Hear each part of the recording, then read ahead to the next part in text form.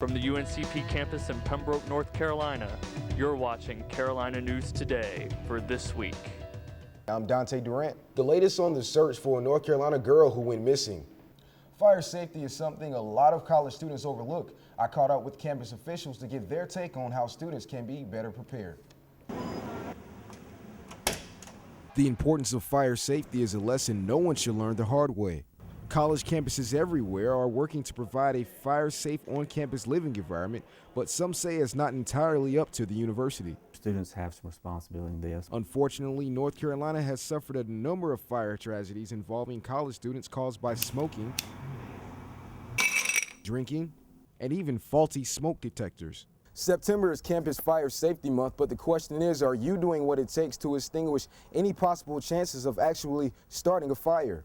Director of Housing and Residence Life Preston Sweeney says safety precautions shouldn't be limited to only 1 month out of the year. We have an awareness throughout the entire academic year. Many fire-related deaths and accidents can be prevented by taking simple precautions. Students that are putting something in a microwave, make sure they're standing there watching it so they don't, create a fire in a microwave just because they've accidentally pushed 20 minutes instead of 2 minutes, and then some things will start burning, of course, in a microwave there. Not everyone has been so cautious, though. Students have thrown out cigarette butts, and they've caught the mulch on fire. But rest assured, because there are some things that can help save your life in the event of a fire. We have sprinklers that are already in place. We have fire detectors in all the bedrooms and in the common areas. And on every floor of the building, we have a fire extinguisher available for the students to use if they ever need to use it. It's almost time to start carving your pumpkins, but one Halloween accessory is already grabbing big-time attention. It's a pumpkin that's tipping the scales close to 1,000 pounds. SAT scores have improved overall in the state, but how did local schools fare?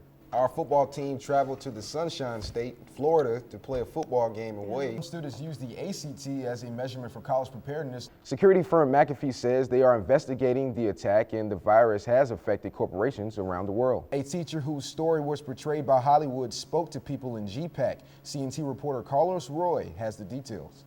In case you think you'll be purchasing a firearm for protection, make sure you know exactly what you're doing and that you follow all of the laws in order to do so. Every year, millions of people buy handguns, but many of them aren't aware of the laws and dangers that come along with them. But having one isn't completely illegal. Under North Carolina in 1995, they passed a law that allows you to carry concealed in North Carolina. But that doesn't mean you can use deadly force on someone without being in a life-threatening situation. If you have reason to assume during a forced entry they're about to commit a felony, seriously injure anybody within the home, kill somebody within the home, or sexual assault, you can use whatever force is necessary, including deadly force, to prevent the forced entry. And just because someone breaks into your home doesn't give you the right to shoot them. Misconception on a lot of laws, you cannot use it to stop theft of property. The only time you can use deadly force to prevent loss of life, basically, or sexual assault. Not everyone can purchase a pistol because there are federal laws that prohibit the purchase and possession of firearms. To purchase a pistol in North Carolina, you have to have a pistol purchase permit issued by the sheriff of your county. So whatever county you would live in, you would need to go to the sheriff's department. They would issue you your pistol purchase permit. A small step that can have a big impact on who should and who shouldn't own a firearm. I'm Dante Durant. That's all for this week's edition of Carolina News Today. I'm Dante Durant. I'm Christina Smith. And I'm Daniel Ship. We'll see you next week. We're off next week, so you at the end of the month, everybody.